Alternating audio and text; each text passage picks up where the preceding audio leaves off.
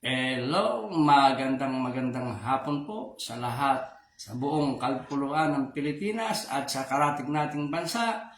Muli po, matutunghayan ninyo ang inyong lingkod, si Arnel Dador Fitil, kasama po yung ating amigo, Milo SG Ventura. At makakasama rin po natin, si Lisa, na isa po sa may ilalapit na problema sa ating misyon, aksyon, kwentuhan legal.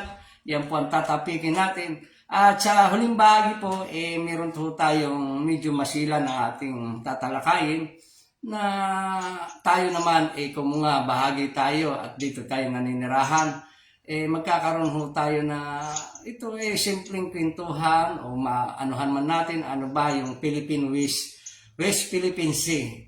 Yun po, sa panahon ngayon, talagang akmang-akma ang ganitong mga topic para naman siguro doon sa ating mga kabataan, sa ating mga nakakakila, mga kapwa Pilipino, makapagbigay rin kayo kung ano ba talaga ang West Philippine Sea na ating masyadong talaga naman ito yung na akmang pag-usapan noon pa hanggang sa ngayon. Siguro natin, mamaya po, tatalakayin natin. Ngayon, ito po yung sinasabi yung ating unang topic po.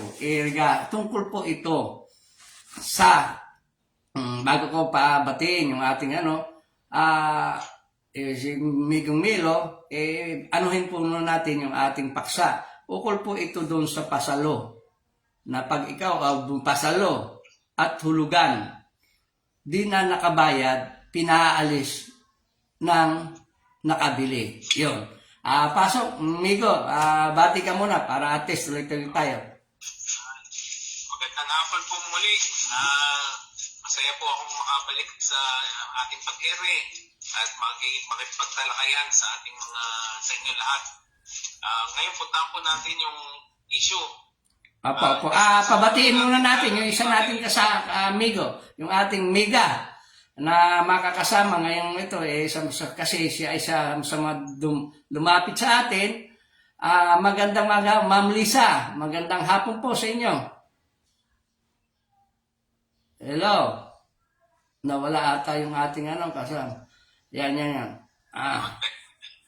Sige, hello Ma'am Lisa. Wala. Hello, nawawala. Medyo Technical problem. Yan na. Bati po kayo. Magandang batiin po muna ninyo yung ating mga taga-nanonood, nakikinig sa ating programang Kwentuhan Legal. Magandang hapon po sa inyong lahat, mga nanonood at nakikinig po sa amin sa Usapang Legal. Ito po ay isa pong suliranin na baka meron pong kagaya sa akin na sa ngayon nasa ganitong sitwasyon. Ngayon po ay ibabahagi ko po yung aking karanasan o kung sa aking sitwasyon po sa pag-aari po ng lupa. Karapatan po. Medyo may maingay ata dyan. Pakiano mo muna at medyo nakakaano. Sige. Ito kasi yung kasamang Nego, ito yung problemang hindi nulog sa atin na hindi lamang sa isa, marami. Katunayan nga, nagkaroon ito ng, sabi nga, kapag ikaw ay bumili ng napag-usapan lamang verbal, malaki yung risky o malaking delikado dahil naglabas ka ng pera, walang kasiguraduhan. Ito yung salitang pasalo. Marami ho rito, nagkakaroon ng, sabi nga, sumusugal. Dahil nga, akala nila nakamura sila. Yung pala, hindi. Bakit ka mo? Nasabi kong napamahal sila o nalugi siya o maaaring mawala pa yung kanilang pera na ibinili. Dahil dito nga sa sistemang pasalo na umiiral na ang nag-uusap lamang sa dalawang panig. Yung nagpapasalo at sasalo. Ito po medyo nakakabahala po ito. Marami nang napapahamak, nagiging scam dahil sa ganitong sistema. Migo, ito ba yung batas na sinasabing ganito? Ano yung ating maipapayo muna pag nasabi nung itong si Ma'am Lisa, yung kanyang karanasan, nasasabi na ipagsasabi, ano ba ang nangyari sa iyo? Bakit ganito ang naging sistema? Kanino ba nabili yung lupa at kanino? Ito ba kaibigan mo? Sige nga, pakikwento muna sa ating mga tagapanig at nanonood sa ating kwentuhan legal. Sige, Ma'am Lisa, ikwento muna para at least makikinig muna kaming dalawa. Okay po. Ang nabili ko pong lupa at bahay, ito po ay isang rights po lamang. Ngayon po wala po siyang, unang-una po kasi ang iba, ang may kakayahang bumili ay titulado. Ngayon po, sa kalagayan ko po, wala po akong sapat na halaga para makabili ng ganun kalaking, ay ganung uri ng pag-aano na lupa at bahay. Ngayon po, napunta po ako dito sa lupa at bahay na under po ng asosasyon po siya. Ngayon po, ang kalagayan pa po nito, nagtanong na rin po ako sa kalapit. At mga kapitbahay ko po dito, ito po ay samahan ng asosasyon ng, samahan ng kapit-bisig. Yung po ang pangalan ng asosasyon namin dito po. Yung bang matanong ko lang, Ma'am Lisa, yung bang sinasabi mong samahan, ito ba rehistrado sa HLURB? Ito ba legal? O kasi marami kasing asosasyon na minsan nabuo pero hindi na rehistro. Ito ang isa pa rin sa nagiging dahilan para hindi kilalanin dahil kumbaga sa lumalabas na ito usapang kwentuhan pero dapat nun kung ito may certificate na ba na galing sa HLRB na nire-recognize na ito illegal? Ayon po sa pumunta po ako sa UPAW, wala naman po silang problema doon. Kaya lang po ang kini-question po kasi nila, meron po silang pinatutupad na kasalukuyang ordinansa. Ngayon po, kasalukuyan po kasi itong nabili kong lupa at bahay ay wala po siyang ilaw at saka tubig. Ngayon po, yun po ang problema po. Ngayon po sila, may bago po silang ordinansa na 24 square meter lang ang maaari pong magkaroon yung mga naninirahan po sa kalapit dito po sa lugar ko po. Yun po ang ordinansa galing sa sanggunian po. Yan po ayon po yun sa UPAW. Ngayon, sige, alamin po namin, may kung kung para makipag-ugnayan sa barangay, kasi una muna sa barangay. Pangalo kasi si barangay kasi maaari sila po yung mag-i-endorso na ito merong samahan na ganitong asosasyon. Pagkatapos na-endorse sa mga kinaukol sa municipal, kasi munisipyo yan, sa municipal, aalamin natin kung paano sila at paano nga kayo makaka-comply doon sa kasi marami, ang totoo niya, marami na ngayon na mga naamyendahan na batas kasi nilawigan na ngayon. Yung iba, tama, yung iba hindi nga nalalaman pa dahil mas marami. Natalakay na rin natin ito nung mga nakaraan paksa natin ni Megong Nilo. Kaya ito, yung bang ito, siyempre, ang sabi nga, yung ating nabili, kung mo nga kaibigan, na nung mabili mo, nagbigay ka ng pera, ngayon, ang nagiging suliranin dahil kailangan kasi makomply mo lahat ng requirements na pinatutupad ng munisipyo. Kung hindi mo maibibigay yung lahat ng requirements o dokumento, talagang mahihirapan. Ngayon, siguro naman dahil inabot yan, alam ko, Migo, di ba Migo, yung ganitong ganitong amyenda ng batas, kung ito, dati existing na sila, meron mga, sabi nga, merong pasubali o meron namang konsiderasyon, di ba? Migo, yung pinag-uusapan natin is enforceability ng rights, no? Tama, Migo. Bawat rights, merong rights and obligation. Meron po tayong isang vital na pag-uusap o subject na hindi pa natatouch. Yun po ay pinangunahan po kasi natin na ang pinag-uusapan na natin ay yung bentahan. una po muna, dapat malaman sa kaalaman ng lahat na kung usaping lupa po, dapat malaman muna natin kung yung property ay public in nature or private. Okay, so kung public yan po yung public land, ang ibig sabihin na nag-aari ay ang mga gobyerno. Ang ikalawa naman po, privado, ang ibig sabihin, ang may karapatan na gumamit ay yung nakatitulo kung sino ka sa kanya nag-grant na yung paggamit ng lupa. So yan po mga basic niyan muna. So yun pong mga nasasabi na halimbawa sinabi yung pasalo. Dapat alamin niyo po muna kung yung bang subject matter ng pasalo na yun ay anong klaseng lupa. Is it private or public? Ngayon, doon sa isang nabanggit, kung rights, sinasabi rights, hindi po lahat ng rights ay transferable. No? Meron pong personal rights at merong transferable rights.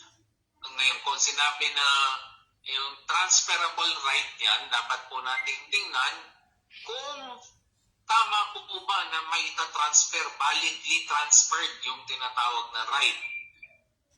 Meron po kasi na halimbawa yung mga agrarian reform awards na sinasabi, meron po dyan hindi po transferable.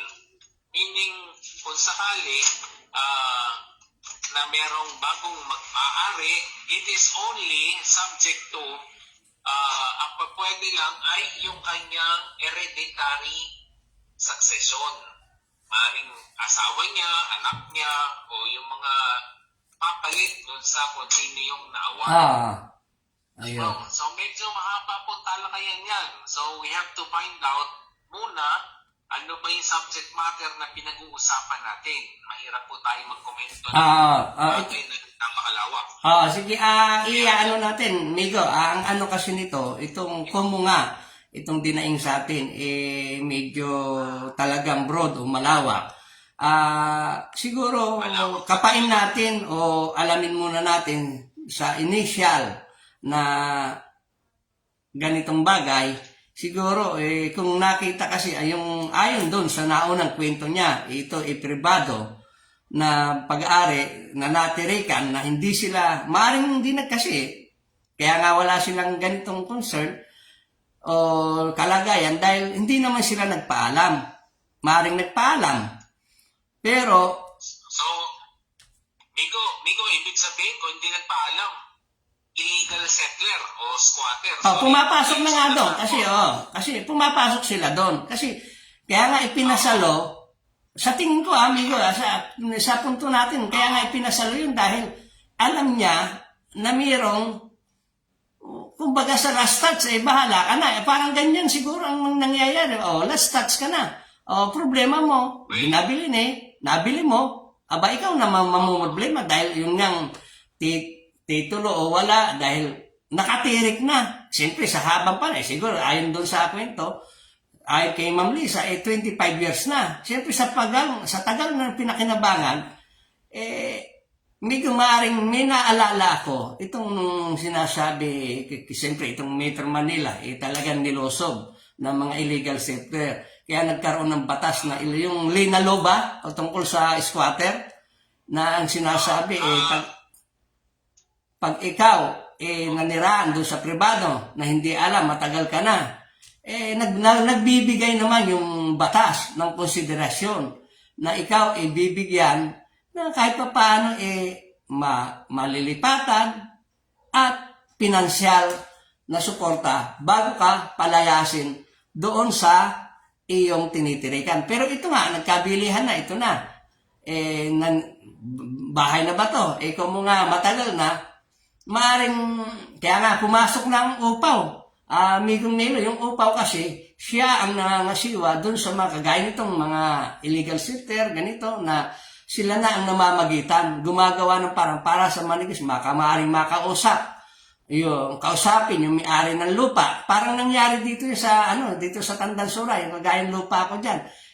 Kung nga, ang mag-aari, si DMCI matagal na na-abandon yung lupa, matagal na rin kami nanirahan doon, na-award sa, ang naging ano namin sa SAPSI, yung ahensya ng SAPSI, doon ipinasok nitong si Consial, dito ng Quezon City, siya ang namigitan at nagpasok. Kaya naging binayaran, hulug-hulugan yon namin sa 25 years. Ngayon, ito ngayon kay Ma'am Risa, ano yung pinaka-initial natin o yung ating para matulungan natin o para, kasi naguguluhan siya, siyempre. Kailangan niya yung ilaw, kailangan niya yung tubig, yung unang pangunahin na kailangan ng tao, yun ang kailangan niyang, sabi nga, maipakabit o magamit. Oo, natural naman na kung gagamitin mo ang isang tirahan ng as habit o kumbaga habitable na pwedeng tirhan, dapat namang may kuryente at tubig. Natural, understandable yun. Ngayon, ang pagkakaalam ko dyan, yung bang yung upaw na sinasabi, yan ba yung urban poor? Yan, tama, amigo. Tama. Oo pa, urban poor yan. Okay, so kung pumasok po ang upaw dyan, humingi muna kayo ng siguro backgrounder dun sa upaw para malaman natin ano yung background ng property. May nabanggit po kanina na may kalapit na simbahan ba yun? Andyan na natin mo. Kasi ay tinatawag, kung yan po ay tinatawag na prior lands, that is in the nature of a private property. No? Kumbaga, yan ay lupa na supposedly devoted to the practice of religion. Kung sakaling yan po ay yun nga, pag-aari ng religious order na duly recognized by the government bago niya ma-attain yung ganun. Tatandaan po natin, lahat po ng bagay ay merong tinatawag na background sa batas. Meron pong batas na panghuhugutan ng otoridad. No? So, maghanapin po natin yun, yung mga basihan na ganun. So, kung yan po ay prior land, para po malaman natin, ang kasunod dyan, yung religious order, kung siya ang naka-register na owner noon, there must be a valid disposition. No? Magkakaroon muna siya ng, ano ba ang disposition niya doon sa area over his property that was occupied by others. Kasi siyempre yung nag-occupy, hindi na in the exercise of religion yun. No? So, lalabas na pang-araw-araw, residensya na siya. So, yung klasifikasyon ng lupa, mababago yun, etc. Marami pong kakakibat yan. Ngayon, kung initially po, kung ang kailangan nyo ay yung pagpapakabit ng tubig at ilaw at tubig, ang alam ko po sa ganyan, hindi naman, makipag-communicate po kayo direct dun sa utility company. At alamin nyo kung ano ang kanilang pinatutupad doon sa area kung saan nyo gustong ipakabit ang inyong instalasyon ng utility. Maaari pong doon kayo sa kanila kumuha na ng specific, no? Since ang problema po is mahihirapan kayong to show ownership over the property, but nonetheless, meron po kasi silang tinatawag na public convenience issue na dapat ang publiko ay maservisyohan ng utility na kanilang iniaalok sa publiko. Ayun. So, ang best po dyan, yun, lapitan niyo po muna sila to find out ano po ba ang kanilang requirements. Yan, kasi mukhang nagpapabalik-balik. Nga pala, yung ating mga nanonood, batiin ko muna.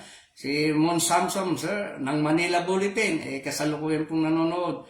Si Rosemary Sagingsing, kasalukuyan pong nanonood. At si Armidong, ng aking Iha. At si Arvin Pal, kasunod. Kanina pala, yung nanonood, si Allison. Ayan. At nakalimutan ko nga pa, batiin yung ating kanina, yung ahon,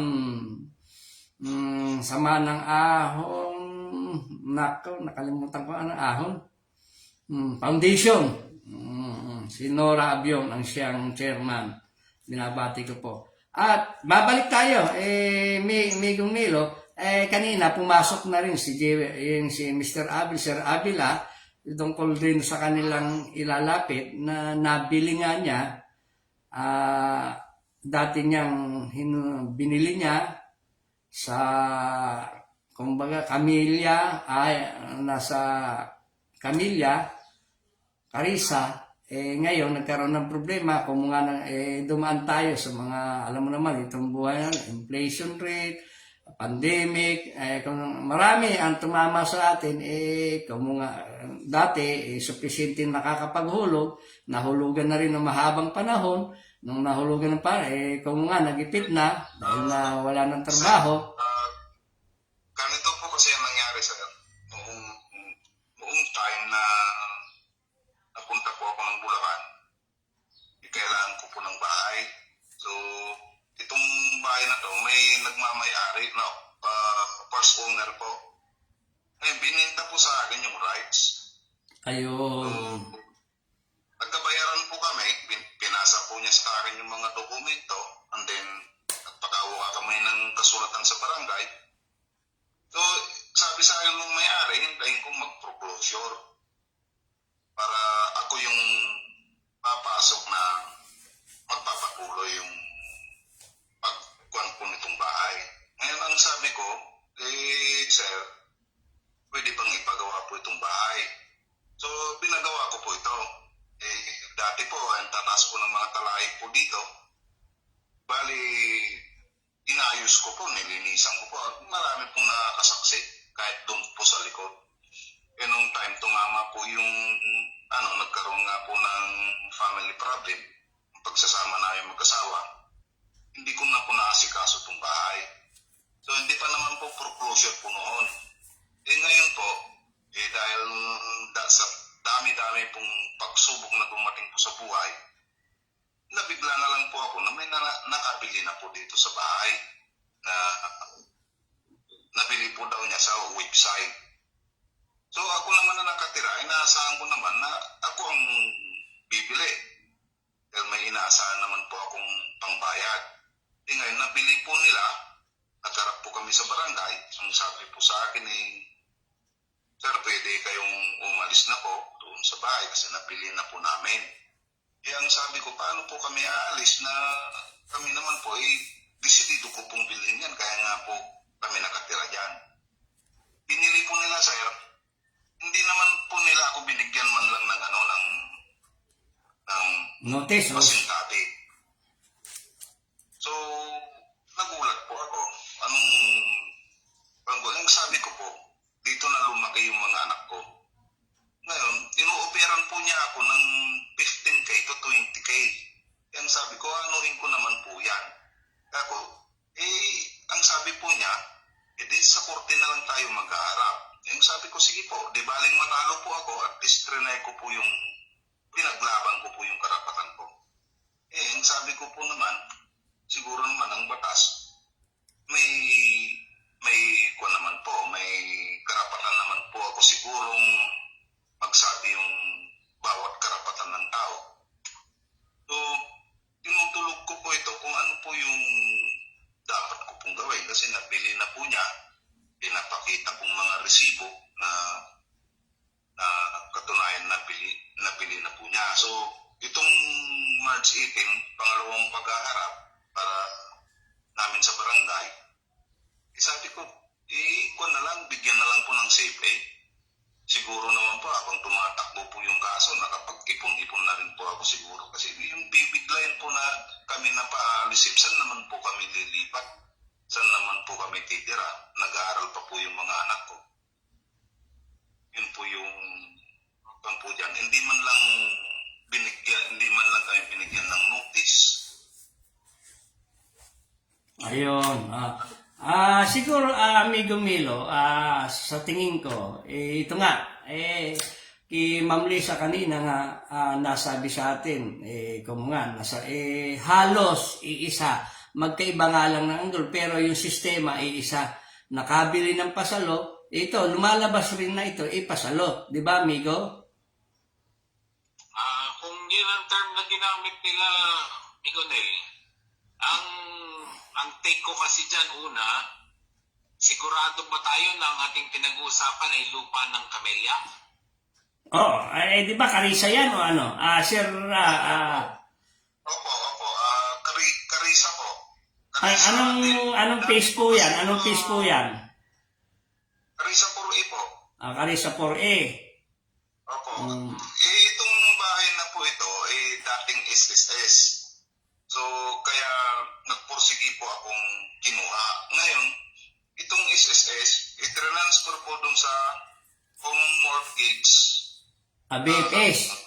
Kung National Home Mortgage yan, National mortgage po. magkaiba kasi yung sir, magkaiba po yung National Home Mortgage saka yung BFS, yung Veterans Opo. Finance Corporation.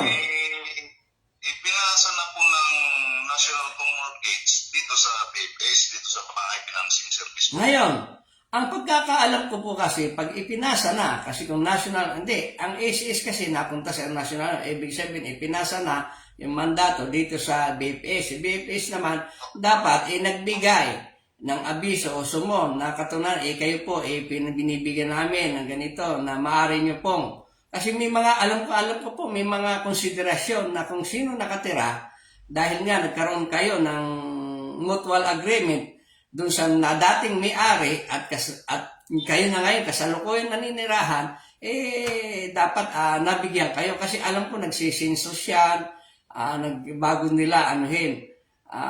Pero dapat alamin natin kung sa BFS, sa National Home Mortgage, kung ano talaga. Kasi kung online selling yan, na i-auction na sa online, makikita, i-verify rin natin. Pero hindi naman, siguro naman, mayroon pa rin tayo. Sabi nga, kung yung ang gumata na isang halimbawa, kahit na lifetime business ka, pag ikaw nabigyan ng paron, talaga naman ito naman magkaiba. Siguro naman lalaman, bago nakabili, at nakabili ang siyang mag-uusap. Ano, amigo? Ano ang sa tingin mo? Mayroon lang akong maisingit, kasi ginagamit natin yung term na dating may-ari. No? Kasi para magkaroon tayo ng clarity, para kasi masabing may-ari, kompleto sanang na-transfer yung property rights dito sa ating kasamang si Joel. Sir, So, ano po ba ang hawak niyong mga dokumento na katibayan na pag-aari ng inyong binilhan? Na sino po ba ang nagbenta? Si mismong mag-asawa po na sina Hilbundok po. Hilbundok. Po lahat ng billing po dito is Hilbundok. Ngayon, ang kuryente ko na po is pangalan ko na Sir po. Joel, Opo. Sir Joel, Opo. nababanggit nyo billing. Opo. No? Ibig sabihin, siya ay nag-uuhulog. Tama po ba? Opo. O bilang nag-uuhulog, hindi po siya nagmamayari. Siya lang ang kinikilalang bumili from that company who is issuing the statement, yung billing statement. No? So para po klaro tayo, ang rehistradong may-ari niyan ay yung nag-i-issue ng billing statement. At yung inyong binayaran ay yun sanang karapatan na kayo magpapatuloy ng hulog. Tama po ba? Alright. So, ang aking buunang take dyan, sir, una, kung kayo po ay binilinan nung inyong binayaran, na hintayin muna ang foreclosure bago kayo kumilos, abay may error po doon. Ayun ang naging doon. Doon sa na... May error po doon, sir. Dahil pag sinabing foreclosure, ang nag-trigger po dyan ay non-payment Okay? So, non-payment noong buwanan na kanilang supposedly pabayaran. Yung obligasyon, yung bayarin. Oo, yung obligasyon. So, sa unang pananaw na makikita na natin, yung inyo pong binayaran ay yung karapatan na magpatuloy ng pagbabayad eh. So, kung na-terminate yun through non-payment, ano pa transfer niya sa inyo? Yun po ang unang tanong na umiikot ngayon sa isip ko. Ngayon, ano po ba ang maaring, Migo, ito, Yes. ano ang maaring magawa niya kasi napasok siya doon sa ganong kasunduan. Yung mga Ganyan nga yung pangyayari, no? Kasi meron po akong i-discuss sa inyo na ito na po yung legal principle na pinapairal natin sa Pilipinas. Ito po yung tinatawag nilang sa Latin, caveat emptor. Ang ibig po sabihin yan, yung caveat emptor, buyers beware. No? At tayo pong na mga mamimili, tayo po yung maging mapanaliksik. Bago tayo magbayad o magpatuloy ng ating transaksyon, ay atin pong alamin kung yung lahat ng bagay tungkol doon sa ating binibili. Tama ba itong binibili kong ito? Ito bang kasulatan na ito ay patungkol sa partikular na lupang ito? Ang aking bang kausap ay ang rehistradong may-ari? Yung mga bagay po yan. So, sad to say po, ang nangyari po dyan parang may something went wrong along the way, no? Dapat po, simple lang sana yan. Kung kayo po ay nagkaroon ng agreement, allowed naman po yan nung kumpanya, whoever is accepting the monthly payment nung una, dahil transferable rights po yan. Hindi naman yan subject to transfer po yan. So, pwede sanang nairehistro nyo agad yung pag-transfer ng ayun. rights ng tao. So, may maling-mali po talaga nung sabihan kayo na intayin ang foreclosure proceedings. Para po sa aking opinion, bakit kikilos kung kailan may huli na? Wala na yung kanyang yung kanyang karapatan na magbayad ng buwanan. Ayun. So, lumalabas po kung sakali nandun kayo doon sa tinatawag na redemption period. Sana po nandun pa kayo sa pagkakataon na yun. Kausapin niyo po yung yung kumpanya kung sino nag-issue ng billing statement kasama nung usapin ninyo doon sa yung binayaran ninyo para mapatunayan na kayo po ay Isa sa una. Yun sa una, yung tumanggap ng kanyang pera, no? Na nagsasabing, nagkiklaim na siya yung may karapatan ng pinadadalhan. Una niyo po magiging katibayan dyan yung billing statement niya. Kasi yung kumpanya mismo, siya ang kinikilalang buyer nun. So, yung buyer's rights, para mapunta kay Mr. Joel, kailangan rehistrado in that office. So, yan po ang kausapin niyo doon. As to the, yung development na nai-introduce niyo over the property, meron po kasing determinasyon yan. Buti, are you a builder in good faith or are you a builder in bad faith? So, hindi po natin, kulang po ang ating detalye para ma-determine kung ano siya. So, but then, may po, kakailanganin yung determination.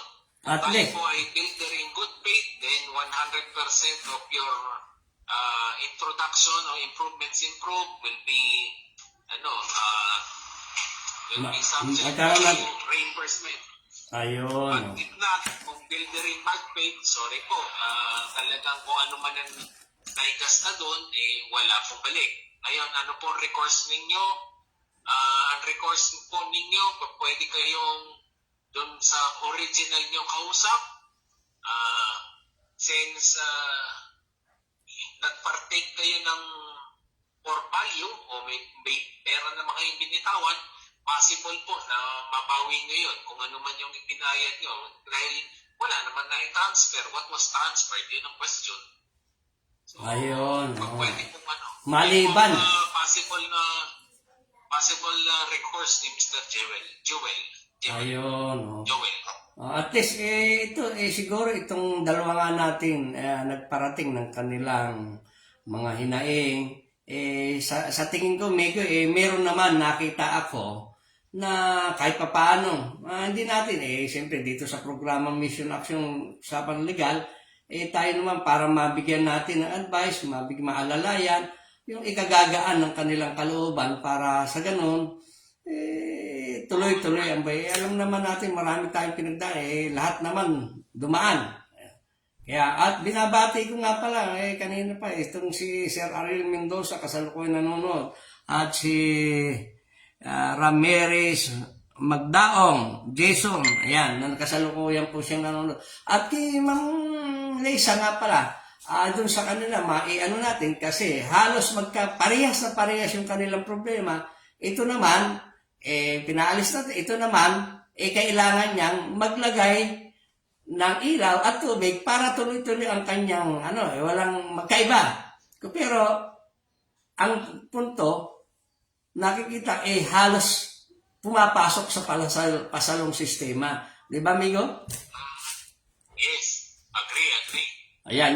Kaya ito, sa akin sasabi ko nga ito, magpapaalala po tayo dito sa ating mga kababayan, sa ating mga tagapakinig, sa ating mga, lalo na, yun ito, siguro naman, pag-click mo lang dito sa atin. Nga pala po, papapaki-like and share po sa ating mga nanonood. At yung ating pong mga, sabi nga, amigo, umabot na tayo yung ating engagement, umabot sa mag-23,000 na tayo, 29,948 yung ating engagement. Napakaganda. At yung ating, malapit na, maganda yung ating programa. Hindi pataas ng pataas yung ating engagement. Maaari sa mga susunod pa. Kaya yung ating mga nakikinig, nanonood, sir, yun lamang po ang magiging paki-like and share po yung aming programa. At yun, maraming pagpapasalamat namin na buo sa aming mga puso. Talaga naman, hindi namin kayo makakalimutan. Tayo po ay sama-sama magtulungan sa pamamagitan ng talakayan. Yan, si Alberto Concoveta po, kasalukuyan din nanonood. Yan, magandang mga hapon po sa inyong lahat. Yung sa ating, lalo na dito, amiga, yung ating minsan, nadalang tayo sa ating probinsya, yung mga nanonood natin mga kababayan, talaga naman, kasalukuyan sinusubaybayan ng ating tambalan, Mission Action, Kwentuhan Legal. Salamat po. Walang sawang ato. Si Nora Abiong, yung iba natin. So, yung iba kasi, kung kailan nakaupo, nakakaligtaan natin, bumabata. Amigo. At si Ramirez Magbaon, yan, Jason, yan, Magdaon, kasalukuyan at yung... Sir, last question na lang po, sir. Ito bang buwan po namin, agad-agaran po ba kaming mapapalis po dito sa tinahan natin po, sir? Sir Joel, maano ko po, may proseso po yan. Mas maganda pong mapag-usapan yan sa dalhin nila sa korte. Meron po tinatawag na tawag dito, papasok po yan kung kayo validly nga, let it be, na mag-declare kung ejectment proceedings, no? Meron po yan, hindi naman po tayo basta-basta mapapaalis. Lalo't higit na nasabi niyo, may ilang taon na rin naman kayo nandiyan. So, pwede niyo pong erase yung issue na sa inyong pagkakaalam, sumusunod naman kayo sa usapan. It's just that, kayo po ba may representasyon doon sa opisina na nagpapadala ng billing statement? Nagpakilala po ba kayo? Kinikilala po ba kayo doon? Usually po, nung may pumunta po dito na taga-BFS po, na nagngangalang Sheila, inausap ko po yun, sir, na Ma'am Kako, hintayin po ninyong matapos po itong kaso kasi may final nga po akong kaso na nasa DOJ pa po tungkol sa pagkamatay po ng aking anak. At yun po yung inaasahan kong maibalik po sa akin yung mga ninakaw po ng urban deka ng mga tauhan po nila. So sabi ko, pakahintay lang po, Ma'am Kako, kasi yun lang po talaga yung inaasahan ko.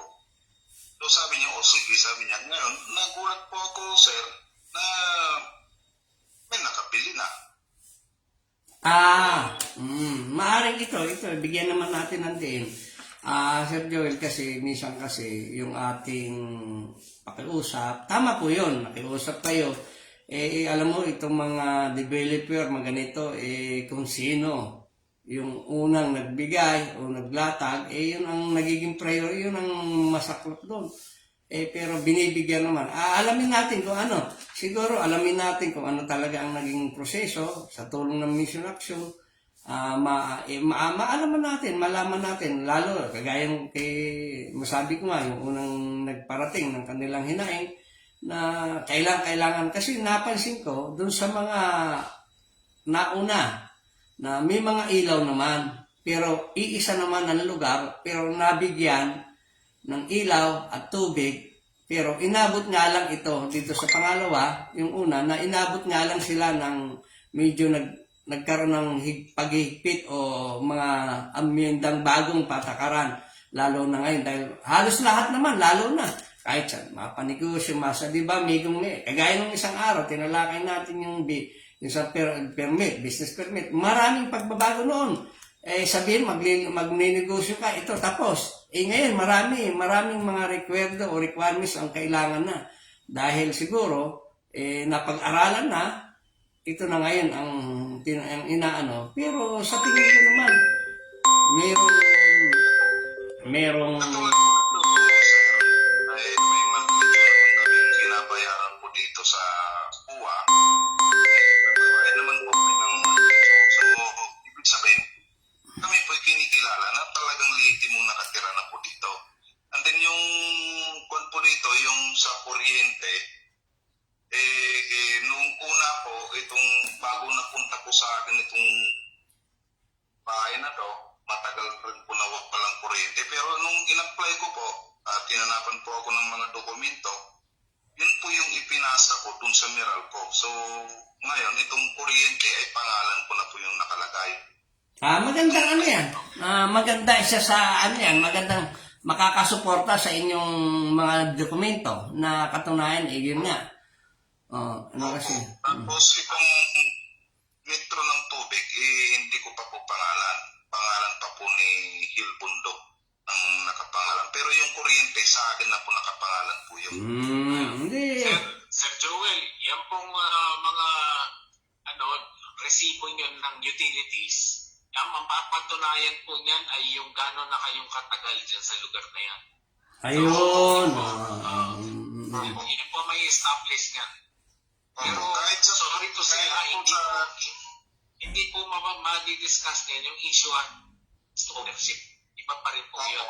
So, ang nakikita ko pong solution sa inyo is kung ano yung right nung inyong binayaran na si yung una, yung binayaran nyo, yun po, kung pwede nyo pa yung buhayin, malamang meron pa sila nung tinatawag na redemption period para sa kanila at yun ang pwede nyo pong gamitin yun, yung karapatan na yun. So, hindi kayo basta-basta madidipit in your quest na mapasa inyo yung property.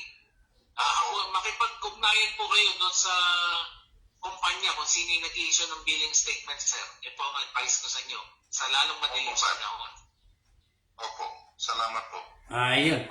Siguro, salamat po doon sa ating yung ating si Sir J. Wilson.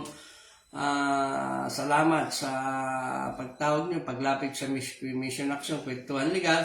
At kay Ma'am Lisa. Ma'am Lisa nga pala. Dito, pagdating naman, Sir Joel, salamat po ng marami. Kung ano po ang masasabi nyo?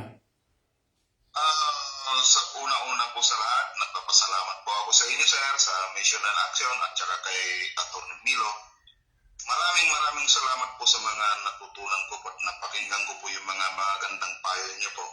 At sana hindi lang po ito yung tamang oras na paglapit ko po sa inyo, nabuksan niyo po na nagkaroon po ng kwentuang legal.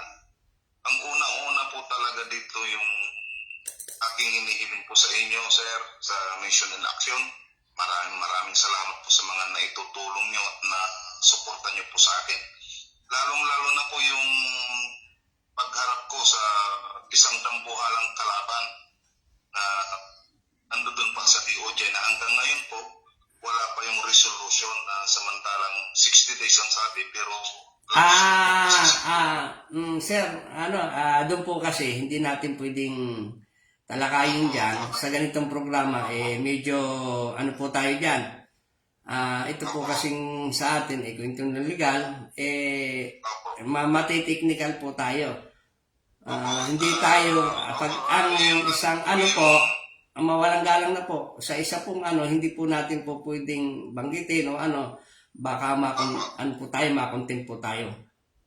Opo, basta nagpapasalamat po ako sa mga katulad niyo po na sumusuporta sa mga nangangailangan, lalong-lalo na po yung kulang pa po sa kaalaman. Maraming salamat po at lalong-lalo na po kay Atty.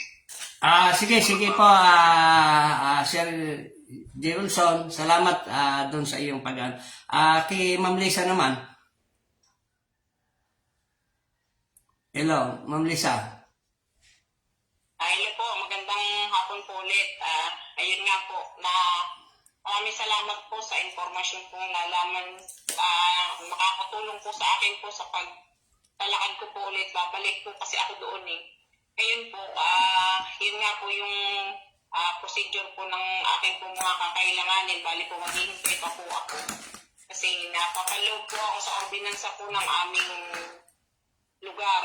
Maaari nyo pong pakikuha yung bago baka maaring makita na mabasa natin, baka mayroon naman may sinasaad doon na may mga lahat naman kasi ng bagay mayroong konsiderasyon o sinasabing pakung dahil Tanong po ako sa Kalapit po kasi po nabanggit ko po na titulado po yung mga boundaries namin. Ayun po, tinawagan ko po yung opisina netong tituladong ka-boundary namin. Ngayon, sinabi niya sa akin na ang boundary ng pag-aari po nila dito nga po sa kapilya po. Yung pader po ng kapilya, yun lang po ang hangganan po ng kanilang pag-aari na ngayon po ay nabili po ng kapilya. Ngayon po, yung sa likod po noon, nabanggit sa akin, magtanong na lang daw po ako sa asesor ng munisipyo kasi para po malaman ko po kung sino na po ang pwede ay kung kanino na po ang kasalukuyan rightful owner. Kung sino ang kasalukuyan rightful owner. Yan Kasi hindi na daw po nila ito pag-aari. Wala daw po silang karapatan dito. Kasi nga po, yung inuukupan ng kapilya, yun po ang nabili sa kanila. Ayun po yung sa bandang kaliwa at kanan, yun po ang may tituladong deklara po sa kanilang may titulo na pag-aari ng pribadong naka-private po yung kabilaan po. Kami po kasi ang estado ko po is nasa likod. Ngayon po, para po ma-accurate po yung informasyon, pwede naman daw po akong pumunta ng asesor ng munisipyo. Yun po ang napayo rin sa akin ni Sir. Kasi po nagtanong ako kanina. Yun, napakaganda. Sige, ito naman, Ma'am Lisa, tuloy-tuloy po yung ating pakipag-ugnayan. Kasama si Megong Melo, handa kaming malalay kung ano man, kung kailangan ano man ang pangangailangan, ang Mission Action Kwentuhan Legal, 100% aalalay sa inyo. Para sa ganon, makamit nyo yung inyong ninanais at lalong mapaganda yung inyong buhay. Sige, maraming salamat po sa patuloy niyong pagsubaybay. Kasi si Melo, meron pa tayong panibagong tatalakayin. Ito hindi naman ay pupunahin. Tayo yung aalamin lang natin kung ano ba talaga yung sabi ko nga, yung second part ng ating talakayan o kwentuhan legal. Migo, nababanggit din natin, alam mo naman, ito ng West Philippine Sea, talagang napaka-controversial. Kung ito, aanuhin natin, talagang mababahala ka. Dito magmumula lahat ng bagay dito sa Pilipinas, pero naniniwala ako, kung nga ito, bayan tayo ng Diyos, higit sa lahat, tayo, talagang Pilipino. Sabi nga, pag sinabing West Philippine Sea, talagang nakakabahala. Alam natin na ang mga kinatawan na ating mga hinalalal sa ating Kongreso at Senado, at lalo na yung ating foreign affairs, sila ang nakikipag-ugnayan, meron lang tayong napapansin dun sa kanilang mga sinasabi na kung ikaw talagang Filipino citizen, talaga, sabi nga ng mga ninuno natin, yan yung karagatan na parang isang bayan na dati-dati walang nakatira. Nung makita niyan, may pakinabang, alam mo, sa masabi ng salita, Milo, naalala ko tuloy yung pinuntahan ko sa Roma tungkol doon sa lupa na kanilang kiniklaim na sila ang unang nanirahan doon. Hanggat sa lumaon, nung panahon na yun, talagang hindi iniintindi ang mga resort. Hindi iniintindi yung mga, sa panahon na ngayon, pag ikaw nagkaroon ng resort o nagkaroon ka ng lupa, napakahalaga, lalo't ang value, lumaki na. Doon na pumapasok yung agawan, kung sino ang tamang rightful owner, at kung sino. Itong West Philippine Sea, ano masasabi mo, sa tingin mo, Migong Milo? Oo nga itong ating mahal na bayang Pilipinas, talagang sana po tayong lahat na Pilipino ay magpakita ng pagmamahal sa ating bayan. Una't lahat, walang ibang bayan na tatanggap sa atin bilang Pilipino makwera sa Pilipinas. Kaya atin pong pahalagahan at atin pong ipakita ang ating pagtugon sa kanyang pangangailangan. Ito pong usapin ng West Philippine Sea, kung titingnan po nating maigi, hindi lang po naman ito usapin o nagiging burden ng gobyerno. Yan po ay burden ng bawat Pilipino. Bakit po? Para po bang bakuran natin? No? Yung po bang bakuran natin, pumapahit tayo na yung ating kapitbahay umuurong ang bakod? Ay, pag-usapan naman po ata yun. Dahil ang ating pong teritoryo ay tayo ang siyang dapat nakikinabang dyan sa teritoryong yan. Kaya halimbawa, kung hindi naman sa pakikinabang, sabihin na natin sa bakuran mo, tinatapon yung basura ng kapitbahay mo, di ba nagagalit ka? So, yun po ang ating dapat na reaction dyan. Ito, Migo. Una po. Itong West Philippine Sea, ito kasi sa tingin ko, sa panahon, hindi naman natin alam mo pa, yung biyaya rito, yung natural na biyaya na nagmumula, na walang katapusan na biyaya, sabi nga, naandyan na. Kaya pinag-aagawan. Hindi natin masasabi. Kita mo, pagdating sa isda, hindi mo kaya, talagang napakarami. Kung hindi nga lang, talagang, sabi nga, sufficiente. Kung Pilipino lang, alam mo, Migo, kung Pilipino lang makikinabang doon sa sinasabi sa karagatan. Sabi nga, tama ba yung salitang hilaga ng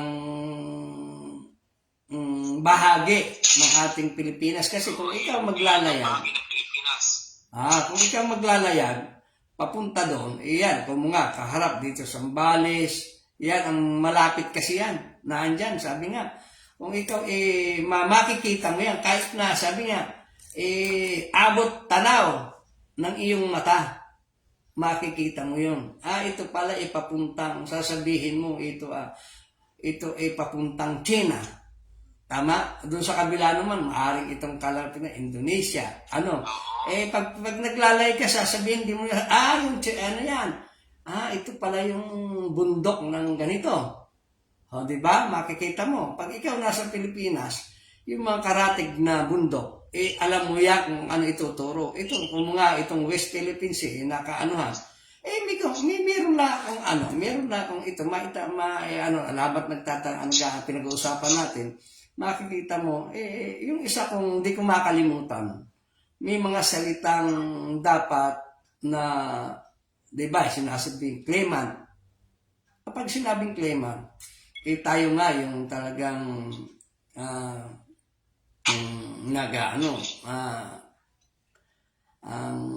kung sa ibang, maghalimbawa tayo, may isang bagay na ang mga labi ni Juan de la Cruz, samantala, kung tutuusin mo, sabi nga ng isa kong kakilala, ang lagi niyang nag-ano ba to? Ang labi ni Juan de la Cruz.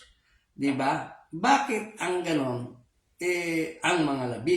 Yung isa, ang labi na dapat. Kasi nag-iisa lang. Yun, hindi naman sa atin, napapansin lang natin, ito sa Migo, napapansin lang natin na laging sinasabi, claimant. Di ba? Ano sa pananaw mo? Yan dapat tigilan na natin ang pag-refer o paggamit ng word na claim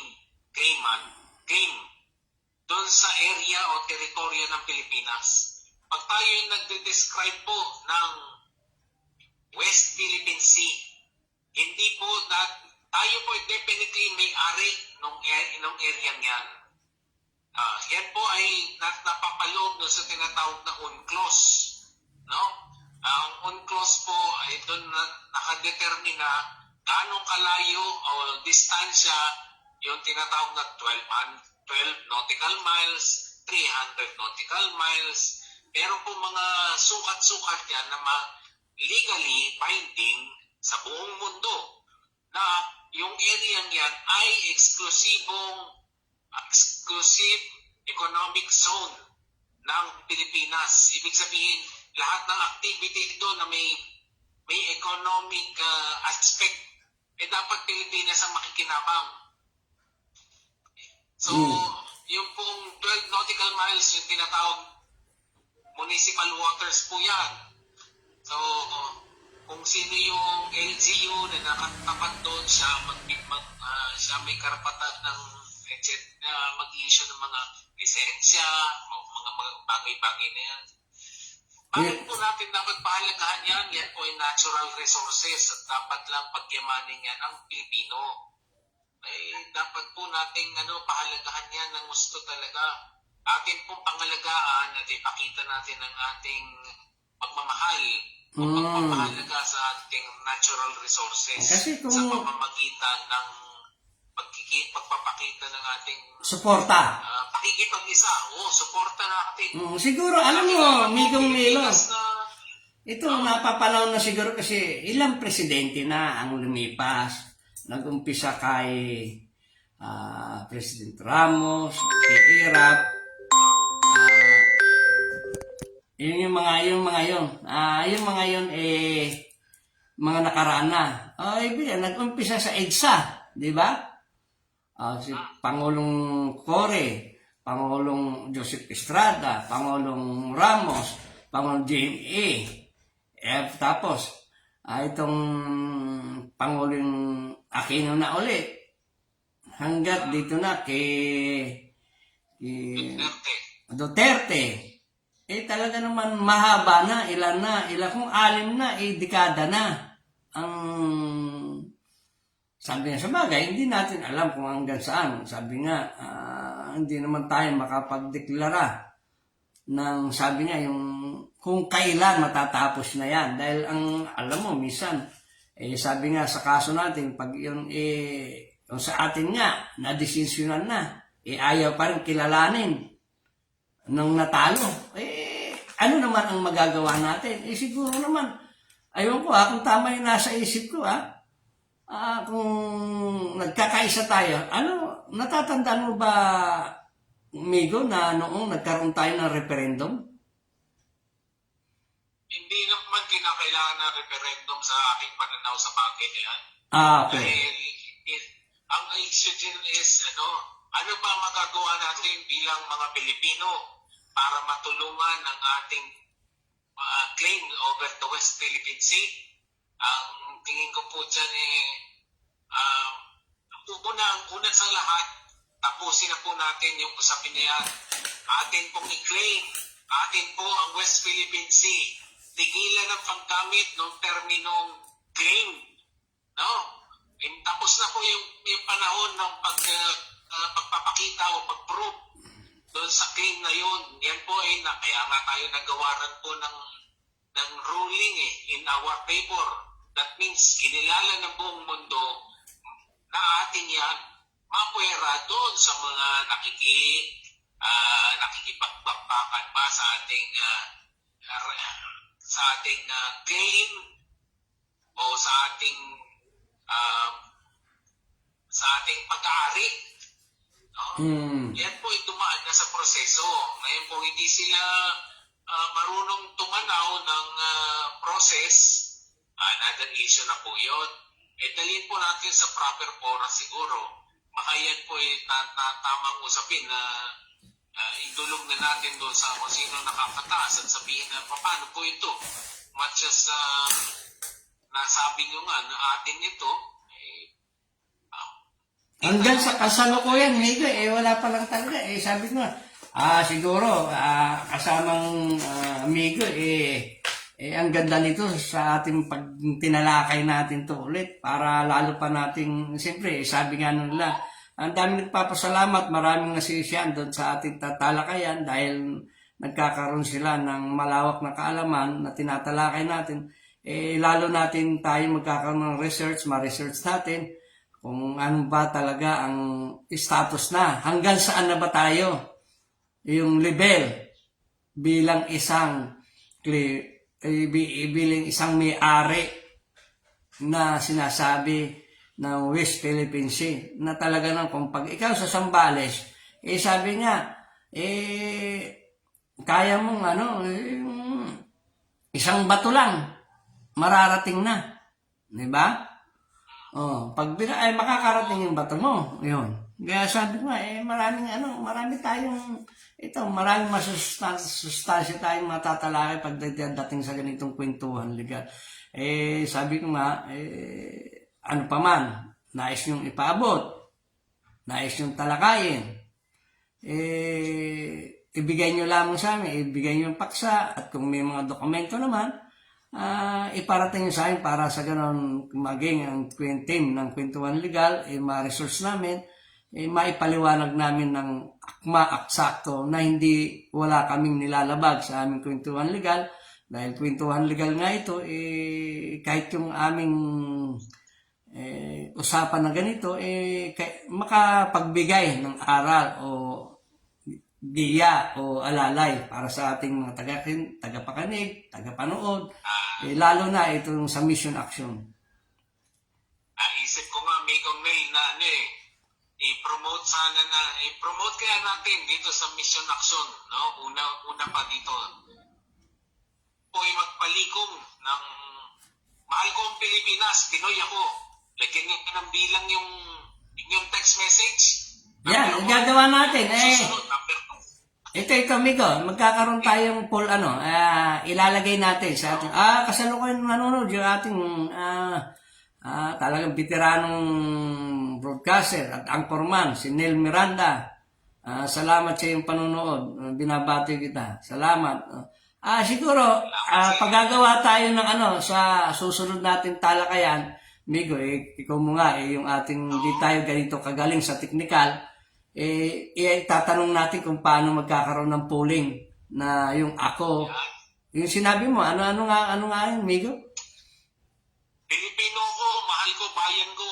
Ayun, Pilipino ako, bayan ko. Napakaganda ng sabi niya, kasabihan na yan.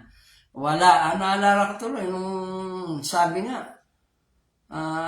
laging sinasabi ni Rizal, yung pag hindi daw nagmahal ng sariling, masangsang pa sa isda. Tama ba? Yan. Bigla ka na pumasok sa isipan ko. Pag ikaw daw, hindi mo... Ha? Oo, di ba at one point nasabi na ang Pilipinas ang text capital of the world. Ah, Di gamitin natin yung kapasidad na yan para ipakita sa buong mundo. nako, Migo. Kaisa. Natuloy kayo. Alam mo ba, yan ang pinakamabisang sandata. Tayo, pagdating sa sila, yung mga ibang bansa, ano ba, isang pindot lang, ubos tayo. Tayo, lalaban na tayo, isang pindot lang. Isang litro na lalabas sa pamamagitan ng text. Aba, siguro napakaraming baalan nito. Sa bawat words lang, hindi lang bilyong-bilyong words ang maano natin. Ayaw ko lang pag hindi sila, natakot. Ipakita natin sa buong mundo nagkakaisa tayong lahat ng Pilipino. Kung ikaw, sabi nga, 100 plus million na ang Pilipino. Pag yun, daan billion rin ang darating. Kung tayo tagtatatlo. Aba, ilan ang ng China? 1 billion. Pag tayo nag-text, tagtatatlo tayo, tagsa-10 lang. Hindi pala, 9 lang. Aba, pares na tayo ng China. Karami. Sa dami ng text natin. Kahit 2 po ang Pilipino, nananakit na ang daliri. Hindi pa tumitigil sa kaka-text. Di ba, amigo? Di ba? Tayo yung hobby natin, sabi ko yan. Makikita mo, lalo sa mga TikTok, sa kung saan, reel. Naubos na yung pagkain. Ayaw bitawan yung cellphone. Dahil sa kausap, mantakin mo yan, ganon tayo sabi nga. May pakita natin. Magpaparada lang ako ng... Sige. At ito, ako nga, inabot na rin tayo. Sakto na yung oras natin. Muli, papaalam na tayo muna, pansamantala. Amigo. Ayun, yun maraming salamat po at sa muli ating pagdiskusyon, bigyan tayo nawa ng pagkakataon muli na makapagdiskusyon at ating matalakay ng mga bagay na inyong suliranin at makapagdulot tayo ng solusyon po. Maraming salamat po. Yan, ingat, Migo. Alam ko nagpaparada at ikaw medical. Sana naman tuloy-tuloy yung pinakamainam na kalusugan ang ibigiyaya sa iyo ng may kapal. Kaya lagi, sa lahat po nakikinig, tayo na ibigyan ng pinakamainam na kalusugan ng ating Panginoon Diyos para lalo tayong sa ganitong paraan, lalo tayong maging aktibo sa lahat. Huwag natin pabayaan ang ating mga kalusugan. Sa lahat po ng nanonood at nag-text sa atin, nagpasalamat po tayo dun sa ating mga bumbasa at nagpapasalamat na sila na may natututunan o nakakakuha sila sa Mission Legal. Sa inyo po, maraming siya. Yun lamang po, paki-like and share po para tuloy-tuloy po ang programa Mission Kwentuhan Legal. At hindi ko makalimutan, yung hindi ko po nababati pa, sabihin nyo lamang po, sa susunod po na ating mga talakayan, uunahin ko po kayo para lalo pa natin mapaabot yung ating programa. Doon sa dalawa nating naging busy online na pinabot na, salamat po ng marami kay Ma'am Lisa at kay Sir Jewel. Salamat po. Muli po, nagpapasalamat ang Mission Action League Kwentuhan Legal. Magandang hapon po sa inyong lahat.